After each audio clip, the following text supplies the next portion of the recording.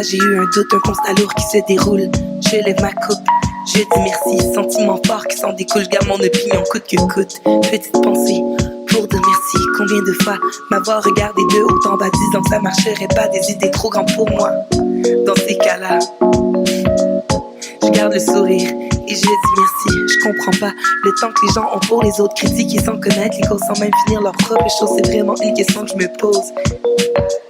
Et après j'oublie et je dis merci.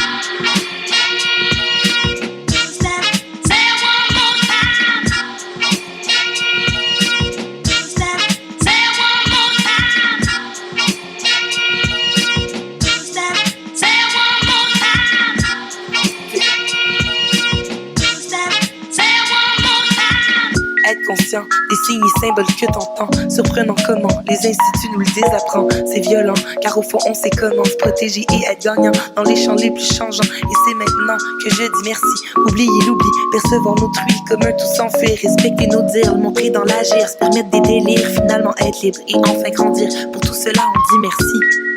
Au courant je suis de toutes les croûtes que je dois manger. Heureusement j'ai l'eau courante et j'ai Bonsoir à tous. Ici Delora Brézo. En collaboration avec le Centre Jean-Paul Lemay, je vous présente La course à obstacles, une émission où on fait découvrir le parcours des entrepreneurs, des directeurs et des influenceurs de la communauté. Ici, la communauté fait référence à un groupe de personnes ayant en commun l'intégration et la réussite professionnelle de ses pairs. Vous venez tout juste d'écouter Merci de Kairi, une jeune artiste de Montréal, mais surtout une violoniste réputée. Maintenant, nous allons poursuivre avec notre invitée du jour. Alors, nous avons avec nous ce soir Sabrina Saint-Louis, directrice adjointe de la table de quartier de Montréal-Nord. C'est une table de concertation qui a pour mission la lutte contre la pauvreté et l'exclusion sociale et une approche de développement durable. Elle prend en compte toutes les dimensions sociales, économiques et environnementales. L'objectif de la table de quartier de Montréal-Nord, c'est d'avoir un impact dans les secteurs qui ont un indice de défavorisation élevé. Un indice de défavorisation, c'est donc, entre autres mots, une cote de pauvreté qui est calculée par le ministère de l'Éducation et de l'Enseignement supérieur. Bonsoir Sabrina. Bonsoir, merci. Comme je disais, vous occupez actuellement le poste de directrice adjointe sur la table de quartier de Montréal-Nord. Parlez-nous un peu de vous. Quel parcours vous a amené à ce poste? En fait, c'est un parcours que je n'avais pas prévu, arriver à la table de quartier dans le milieu communautaire, parce que dans ma carrière, j'ai occupé des postes autant dans le milieu corporatif privé que dans l'institutionnel et le gouvernement municipal. C'est-à-dire que j'ai été analyste de marché pour la mode féminine chez Sears Canada pendant plusieurs années. J'ai été aussi, en quelque sorte, formatrice de systèmes informatiques en commerce de détail pour une compagnie qui s'appelle STS Systems. Par la suite, j'étais directrice de cabinet à l'arrondissement de Côte-des-Neiges, Notre-Dame-de-Grâce. Et enfin, j'ai occupé un poste de gestionnaire de bureau à la Fondation One Drop de Guy Laliberté, qui fait des projets d'accès à l'eau potable dans les pays en développement. Et c'est suite à ce dernier mandat que j'ai occupé pendant une dizaine d'années qu'un ami m'a parlé de Montréal-Nord et qui m'a invité à me joindre à lui pour tenter de relever des défis que cette communauté en particulier connaît depuis de nombreuses années. Et il a pensé qu'avec mon expertise, je pouvais apporter une contribution à l'effort communautaire. Et donc, je suis arrivée à la table de quartier en février 2018. Beau parcours. Merci.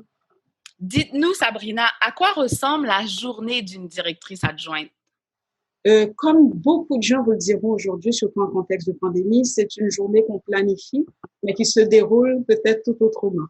Alors, ça va aussi bien des relations avec les collègues de travail, des questions de ressources humaines, ou alors des entretiens avec des partenaires institutionnels comme l'arrondissement, divers départements, ou des ministères, ça peut être des organismes communautaires. Il y a beaucoup de réunions, mais aussi beaucoup de rédaction, de vérification de projets et voilà, toutes sortes d'entretiens qui peuvent mener à des négociations qui visent surtout le développement socio-économique de Montréal-Nord. Donc, on parle aussi d'immigration, bien sûr. Vous savez que Montréal-Nord est connu pour avoir accueilli l'un des plus grands taux des immigrations, surtout avec la vague des demandeurs d'asile. Et donc, c'est un dossier qui revêt une grande importance pour nous à la table de quartier.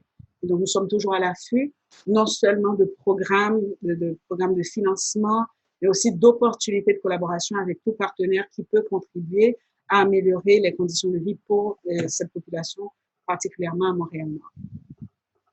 D'accord. Donc, c'est un poste qu'on peut dire qui a son lot de défis. Oui, ça prend de la polyvalence, de l'adaptabilité et puis beaucoup de flexibilité parce que ça change d'une minute à l'autre. Justement, qu'est-ce que ça prend pour être une directrice adjointe? Donc, que ce soit bagage académique ou d'expérience de travail, qu'est-ce que ça prend?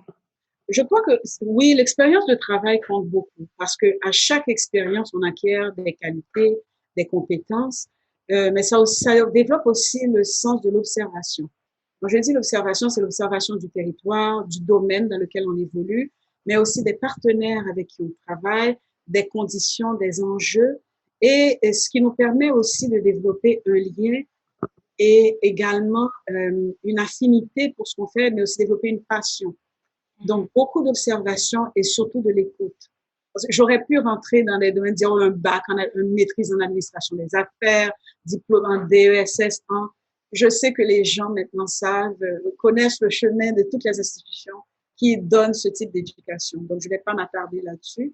Les gens ont une éducation formelle, mais je crois que à cela s'ajoute une partie d'intelligence émotionnelle qui, pour moi, devient de plus en plus importante compte tenu de l'ensemble des défis que l'on rencontre en milieu de travail aujourd'hui. Donc, et pour moi, l'intelligence émotionnelle passe par le dialogue, l'écoute et l'observation. D'accord. Vous savez, au Québec, il existe ce qu'on appelle les prérequis au marché de l'emploi. Oui. Donc, l'expérience de travail antérieure, en fait, sur le marché québécois et la formation en sont des exemples. Dans l'absence de l'un ou de l'autre, il peut arriver que ça nous crée un obstacle à entrer sur le marché. Est-ce que dans votre cas, pour le poste de directrice adjointe, est-ce que les deux ont chacun leur degré d'importance ou l'un pourrait venir sans l'autre? Pour moi, l'un peut venir sans l'autre et c'est pour ça que j'ai fait beaucoup appel à l'intelligence émotionnelle. En ce sens qu'on peut très bien avoir le plus beau diplôme, aller jusqu'au doctorat, arriver en milieu de travail et ne pas être capable de s'adapter au changement constant. Bien sûr. On peut avoir une expérience professionnelle, mais compte tenu d'un changement de contexte, comme par exemple la pandémie de COVID 2019, ne pas savoir comment réagir parce qu'on a un cadre de travail bien installé dans notre cerveau qui ne nous permet pas d'élargir ce cadre et de nous permettre d'adapter nos compétences à ces contextes. Et donc, je dirais que les deux sont importants parce qu'il y a quand même des aspects techniques qui viennent avec une formation qui vous permettent de savoir ce que c'est qu'un cadre logique, qu'est-ce que c'est qu'un plan d'affaires, qu'est-ce que c'est qu'un rapport annuel, un rapport financier, une reddition de comptes. Il y a des éléments clés qu'on apprend sur les bancs de l'école, comme on dit, l'université, etc. Mais par contre, la gestion d'une relation humaine, ça ne s'apprend pas. On ne peut pas vous enseigner ça. Ce sont les qualités que l'on développe avec le temps, avec l'expérience. Des fois, c'est erreur, essai, mais avec le temps, on finit par devenir la somme totale de toutes ces expériences et de ce bagage, autant intellectuel qu'émotionnel, qui nous permet de faire face à un poste comme le poste de directrice adjointe dans un contexte de précarité et de beaucoup d'enjeux socio-économiques, comme c'est le cas à Montréal-Nord. Oui, on comprend bien. Maintenant, on est curieux à savoir qu'est-ce que la table de quartier de Montréal-Nord exactement. D'accord. La table de quartier de Montréal-Nord, c'est un organisme de concertation territoriale. En 2009, elle a été établie par l'initiative montréalaise, entre autres, qui est composée de la ville de Montréal, le Centre-Aide du Grand Montréal et de la Direction de la santé publique, pour réfléchir aux défis et aux enjeux d'un territoire, celui de Montréal-Nord, mais aussi offrir des pistes de solutions. Alors, bien entendu, la table de quartier n'est pas celle qui fait l'action sur le terrain. Elle facilite la concertation, elle part à la recherche d'opportunités de développement, autant financiers que sociaux, qu'elle partage, qu'elle fait découvrir des meilleures pratiques qui existent à travers des partenariats avec soit des chaires de recherche ou encore des organismes spécialisés en formation communautaire. Et avec l'ensemble de ces éléments, on arrive à créer un milieu où on fait valoir des valeurs comme la justice, l'équité, le respect, la solidarité et la coopération. Et finalement, c'est comme un organisme parapluie, mais et pour chaque enjeu, bien entendu, il y a des organismes communautaires locaux. D'accord. Nous parlions des principaux objectifs de la table de quartier de Montréal-Nord. On peut comprendre que le réseautage, entre autres, et le partenariat ont une grande importance pour votre mission. Pouvez-vous nous parler un peu de vos partenaires? Alors, nous avons des partenaires extraordinaires. Bien sûr, quand on parle de partenariat, ce sont des partenariats que l'on construit avec le temps par l'échange d'informations, la mise en commun de connaissances, mais aussi une communication ouverte et franche pour justement évaluer ensemble les besoins et évaluer ensemble aussi les possibilités de financement ou d'accompagnement quelconque pour les résoudre ces problèmes.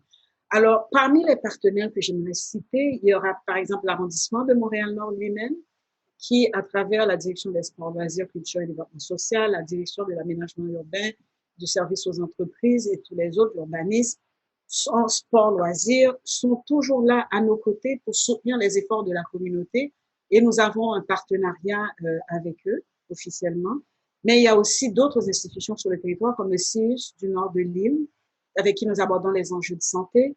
Et également, outre les organismes communautaires, il y en a 89 que nous avons recensés, mais on est certain qu'il y en a d'autres qui existent sur le territoire. Je vous prie de m'excuser, je ne me rappelle pas tous les noms, mais bon, et il y a des partenaires, des grandes fondations également. Enfin, je crois que ça crée tout un écosystème qui est à l'écoute des besoins du milieu et qui souhaite, mais sincèrement, que les choses changent. Vous êtes bien entouré, comme on peut le voir. Oui. Puis d'ailleurs, vous sollicitez également activement la participation des citoyens de Montréal-Nord. Entre autres, vous aviez organisé un forum citoyen l'année dernière qui a rejoint plus de 150 personnes à Montréal-Nord. Oui. Cette stratégie doit certainement vous permettre d'avoir une vue d'ensemble sur la situation, les situations vécues à Montréal-Nord. Est-ce qu'il y a un nombre limite de participants au forum?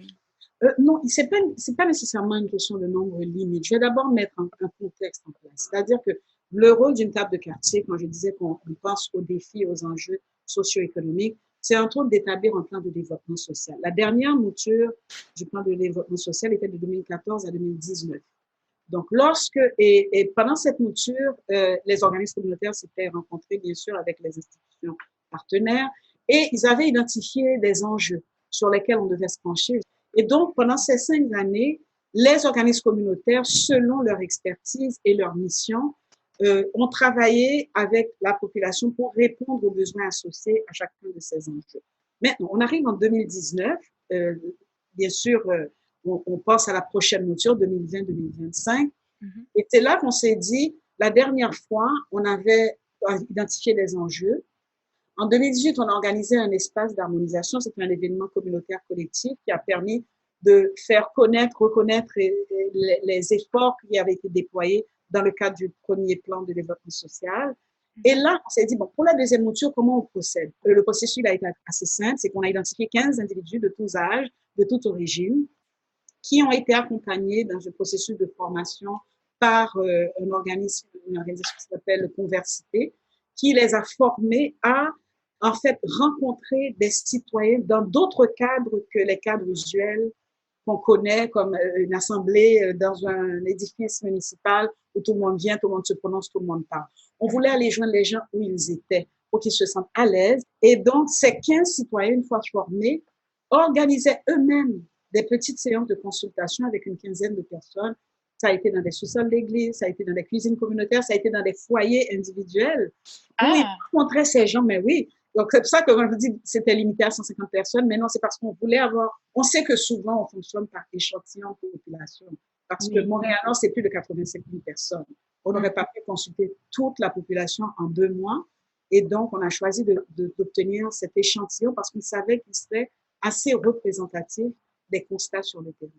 Et je vous dirais que la surprise, c'est le regard que nous portons versus ceux qui vivent là-bas. Beaucoup avaient noté une évolution de la situation, comment ça s'était amélioré, et qu'ils appréciaient ce qui était fait, mais qu'ils voulaient que ça continue de s'améliorer, bien entendu. Oui, bien entendu. Qu'ils voulaient qu'ils aspiraient à plus. Et donc, ça a été très important pour nous de faire ce dialogue, parce que là, maintenant, on a un portrait complet. Ce que font les intervenants et ce que veut la population.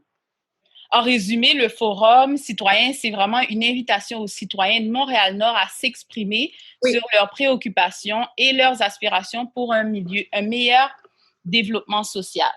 Tout ce qu'on fait, on vise d'abord et avant tout la transformation socio-économique du quartier. Pour Sabrina, je trouve très intéressant le travail que fait la table du quartier de Montréal-Nord et la place qu'elle occupe auprès de ses citoyens, autant que des partenaires collectifs à Montréal-Nord. Ce qui est intéressant aussi, c'est que la table de quartier de Montréal-Nord s'adresse aux problématiques d'un groupe de personnes précis ayant des caractéristiques en commun. Tout comme dans la course à obstacles, on s'intéresse aux obstacles à l'intégration professionnelle des membres de la communauté, comme mentionné au tout début. Et la communauté à laquelle on fait référence ici, c'est un groupe de personnes qui viennent d'ailleurs, toutes générations confondues, et qui sont considérés comme des immigrants dans la société d'accueil, peu importe l'année d'établissement. Plusieurs recherches confirment l'existence d'obstacles qui semblent, avec le temps, être de nature systémique. Je peux vous en citer quelques-uns comme la non-reconnaissance des acquis et des compétences, la déqualification professionnelle, la faible scolarisation, la barrière de langage, le fait d'être une minorité visible et l'absence de communication interculturelle sont par exemple des obstacles de l'intégration professionnelle. Ensuite, quand on regarde les mesures utilisées pour le calcul des indices de défavorisation, on aurait tendance à tirer des conclusions. Est-ce que, selon vous, il y a un lien à faire entre la cote de pauvreté et l'intégration professionnelle? Je crois que la réalité le démontre. Il est certain que si l'intégration n'est pas réussie, il est certain que ces personnes vont vivre une précarité qui se situe à plusieurs niveaux. C'est plus que le socio-économique. On se rend compte aussi de l'impact psychosocial sur la famille dans son ensemble. Alors, oui, il y a un rapport. Maintenant, qu'est-ce que ce serait qu'envisager les solutions? Je crois que je vais parler pour nous, ce qu'on a fait à la table de quartier, et ça, je crois que c'est à la portée de tous. Et bon, parce que le problème, il a l'air énorme. C'est-à-dire que il y a personne qui a exactement le même parcours. Il y en a qui arrivent en avion avec leur papier, mais les diplômes sont acquis ailleurs. Il y en a qui arrivent par Roxham, par le chemin Roxham. Il y en a qui arrivent par bateau, par toutes sortes de moyens. Et donc, prendre chaque individu, et c'est ce qu'on veut faire avec l'ICI, c'est prendre chaque individu, le rencontrer, lui dire premièrement, bienvenue au Québec. Tu es ici chez toi, maintenant tu peux respirer. Parce qu'il ne faut jamais négliger le traumatisme. Souvent, on associe l'immigration à l'aspect économique. On a besoin d'immigrants parce qu'on a besoin de main-d'œuvre. Mais cet immigrant, c'est aussi une personne. Oui. Okay? Puis cette personne, d'abord, il faut la rencontrer, lui souhaiter la bienvenue, lui dire qu'il est maintenant dans un endroit sécuritaire et qu'il y a un système, un écosystème qui est en place pour l'aider à faire son chemin. Est-ce que ça veut dire que ça va être tout facile, que tout va être beau, que tout le monde va t'aimer, que tu vas être accueilli, que si ton nom n'est pas prononçable, comme si ton nom de famille n'est pas juste François, mais qu'il y a 70 syllabes, que les gens vont dire, hey, tu viens d'où? On va tout entendre là, tu viens d'où? Ah oui, chez vous, c'est comme ça, vous êtes chanceux d'être au Québec. Il y a toutes sortes de commentaires qui peuvent, ça s'ajoute au traumatisme avant même que la personne envisage son parcours à l'intérieur de la société d'accueil. Donc, il faut accorder une importance à ce moment-là qui est crucial. Ensuite, faciliter l'intégration. Comment les enfants vont aller à l'école, ceux qui vont aller en garderie, ceux qui ont besoin d'une équivalence, parce qu'il faut le reconnaître, ce n'est pas toujours facile, on ne peut pas faire reconnaître les diplômes, on n'est pas rendu là encore. Il y a des efforts qui sont mis de l'avant en ce sens, mais tous les diplômes ne sont pas reconnus. Maintenant, je crois que, et c'est peut-être controversé ce que je vais dire, mais dans le cas, prenons le cas qui est le plus flagrant, c'est celui des médecins. Oui. Hein? On arrive ici médecin, on s'entend que c'est minimum 15 ans d'études. Oui. Bon, Arriver ici, sans compter des gens qui ont pratiqué la médecine pendant 10, 15, 20 ans, qui arrivent ici, ils se font dire, ben, sorry, ça ne marche pas et qu'il faut que tu retournes. Bon, la personne doit nourrir sa famille, elle doit payer son loyer, elle doit faire face à toutes sortes de défis, puis on lui demande de reprendre les études pour lesquelles elle est qualifiée. Elle a déjà. Maintenant, j'ai tout entendu. Il y a plusieurs approches. Il y en a qui disent, bon, écoute, je vais aller prendre un parcours parallèle, acquérir une formation en santé publique pour pouvoir intervenir et intégrer le milieu médical du Québec. Il y en a qui vont prendre une profession moindre, soit devenir infirmière spécialisée ou préposée. Enfin, et ce sont des deuils qu'il faut faire. Il faut accompagner ces deuils aussi. Vous voyez, je parlais beaucoup d'intelligence émotionnelle au début de notre entretien. Il faut accompagner ces deuils. Il ne faut pas les voir comme c'est un échec. C'est qu'on a quitté le pays d'origine pour une raison. On est venu ici pour une autre. Et là, maintenant, comment faire pour s'adapter le mieux possible? Est-ce que ça veut dire qu'il faut lâcher le combat de la reconnaissance des acquis? Absolument pas. Mais dans l'immédiat, on ne veut pas non plus s'installer dans une forme de, je vais utiliser le mot dépression, j'espère qu'il va être bien reçu, une forme de dépression ou de ressentiment du fait qu'on n'a pas été accueilli comme on aurait voulu, mais plutôt de se dire, maintenant, il faut que je regarde autour de moi. Chercher des alternatives. Cherche une alternative pour faire ta place. Parce que quelque part, s'il y a une chose qui ne part pas avec la reconnaissance des acquis, c'est la compétence. T'es bon dans ce que tu faisais et t'es encore bon. C'est juste que la société laquelle ne le reconnaît pas encore. Quand tu seras à l'intérieur d'une structure, fais ta place, reconnais. Et les gens disent, puis là, tout d'un coup, tu deviens une référence. Ah, mais demande à un tel. C'est toi ce un tel. Et là, tu fais ta place et tu gardes un état d'esprit positif parce que n'oublie pas une chose, c'est que si tu viens avec une famille, tes enfants regardent, tes enfants observent et ton attitude va avoir un impact sur leur attitude par rapport à l'école, par rapport à leur propre cheminement. Exactement. Et donc, la stabilité familiale, pour moi, c'est très important. Et ça passe par un bien-être psychosocial aussi. Et donc, il y a une forme d'acceptation et de deuil qu'on doit faire. Il y a des fois des sacrifices supplémentaires qu'il faut faire parce qu'on en connaît aussi qui acceptent de retourner à l'école 5 ans de plus. Et puis après ce 5 ans, ils sont installés. On dit, bon, là, j'ai souffert 5 ans pour pouvoir travailler 30 ans. Si on fait les maths, c'est quand même quelque chose. Maintenant, je comprends que c'est pas une logique qui peut s'appliquer à tous, mais c'est une façon d'aborder la question. Parce que ça fait des années que je suis au Québec et depuis mon arrivée, j'entends cette question de reconnaissance des acquis et ce n'est toujours pas fait. Peu importe le gouvernement qui vient au pouvoir. Alors maintenant, si on ne peut pas changer l'attitude des autres, c'est sur la nôtre qu'il faut travailler parce que c'est sur la nôtre qu'on a le contrôle et c'est nous qui avons le contrôle de notre destinée quelque part, en dépit des obstacles que l'autre peut nous présenter. La dernière question que je voudrais te poser au début de votre parcours professionnel, tout simplement, est-ce qu'il y a un conseil que vous auriez aimé qu'on vous donne? C'est Duke Ellington, le jazz, a dit, il y a 2 règles dans la vie. La première, c'est ne jamais abandonner. Et la deuxième, c'est de ne jamais oublier la première règle. Wow. Et donc, c'est ce que je dirais. Je vous l'ai dit, des défis. Aujourd'hui, je vous dirais que ça va bien. Il y a beaucoup de défis que les gens peuvent rencontrer dans leur insertion socio-professionnelle, mais j'en ai vécu. Je suis une femme noire après tout, donc on ne peut pas nier qu'on fait face à certaines difficultés. Les perceptions que les gens ont de nous, les préjugés, ils sont présents. Mais on a aussi le choix. Encore une fois, c'est le choix. Et je sais que c'est peut-être pas très populaire de le dire en pleine radio, mais bon, nous sommes des peuples qui ont été bâtis par la foi. On croit en Dieu. Et ça, c'est la plus forte puissance qu'on peut avoir dans notre vie.